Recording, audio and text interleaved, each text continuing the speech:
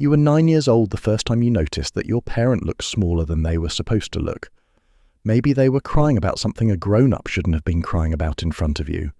Maybe they leaned on your shoulder in a way that made it clear, very quietly, that the shoulders were going to keep coming from your direction. You didn't have a word for it then. You just knew the shape of the room had shifted and that you were the one who was now holding it up. If you grew up as the kid your parent emotionally relied on, the one who managed their moods, processed their problems, kept the peace between adults, your psychology is shaped by something very specific, and it's not the way you've been told. The people who became their parent's parent did not just lose a piece of childhood. They built, over years, an emotional skill set that most adults never develop, even by the time they're in their 40s. And that skill set is more valuable than almost anyone realizes. Here's the thing nobody talks about. The natural direction of caregiving in a family runs from parent to child. The adult holds the child. The adult absorbs the child's distress, processes the world for them, manages the temperature of the home. That arrangement, when it works, is what allows a child to have the one thing every kid is supposed to have: the freedom to just be a kid, to be unstable, ridiculous, demanding, dramatic, all the things small humans are supposed to be, while a bigger human keeps the structure intact. But in some families, that direction reverses. Maybe a parent was struggling with depression, addiction, a divorce, an illness, financial stress, a difficult marriage, or just their own unresolved childhood. Maybe they didn't have anyone else to turn to. Maybe they didn't know how to regulate themselves, so they handed the regulation quietly to whichever child was emotionally attuned enough to receive it. That child became the parent, not in a dramatic way, not all at once, just slowly, over years, in 1,000 small moments where the kid stepped up because the adult couldn't.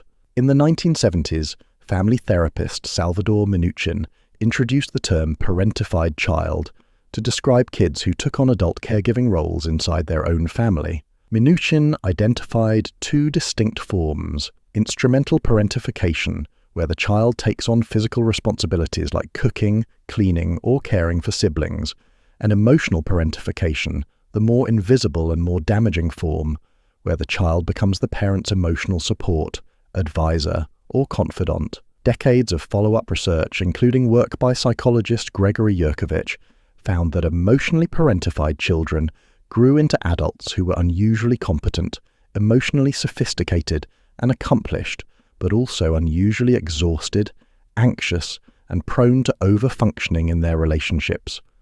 More recent work by Lindsay Gibson on adult children of emotionally immature parents has put a specific name on the central wound. The kid never quite got to be a kid. They got to be a small adult before they had any business being one. Picture this. You're 11. It's a Friday night. Your parent is upset about something, and you're sitting across from them at the kitchen table while they tell you about it. You are eating your dinner. You are listening to a problem that involves money, or a sibling, or another adult. A problem you do not understand and are not equipped to solve. You're nodding. You're saying things like, "That sounds really hard." At some point, your parent will say, "You're so mature for your age," and you will feel, for a moment, an unfamiliar warmth, because being needed at this level is the closest thing to being loved that you currently know. You don't notice that this is the price.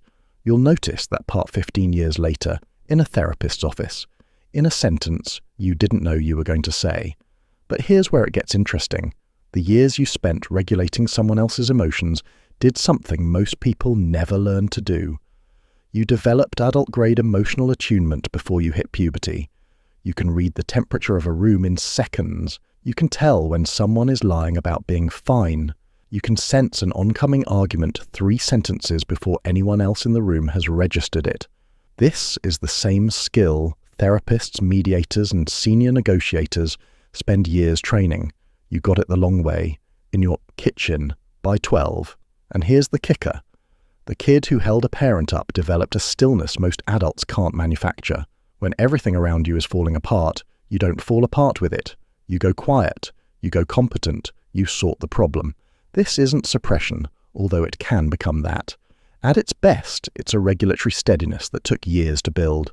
People in your life have learned, often without saying it, that you are the one who doesn't crack under pressure. That steadiness is real. You earned it. And this shows up in ways you might not even notice. Adults who are parentified as kids tend to have an unusually sophisticated theory of mind. You can hold multiple people's perspectives, motivations, and emotional states in your head at once, and accurately. You can track who needs what in a complicated room. You're the friend who notices that someone in the group has gone quiet for the last 10 minutes and gently checks on them while everyone else is laughing about something else. The world calls this empathy. It's actually closer to a form of high-resolution social processing. There's also something therapists have noticed that most people miss. The parentified kid often grew into an adult with surprisingly strong values around fairness, accountability, and emotional honesty. You watched for years what happened when adults didn't manage themselves, so you became someone who manages yourself and who doesn't quietly hand your unprocessed feelings to the people around you. That's not a small thing. That's most of what emotional maturity actually is. Now let's be honest, the cost is real.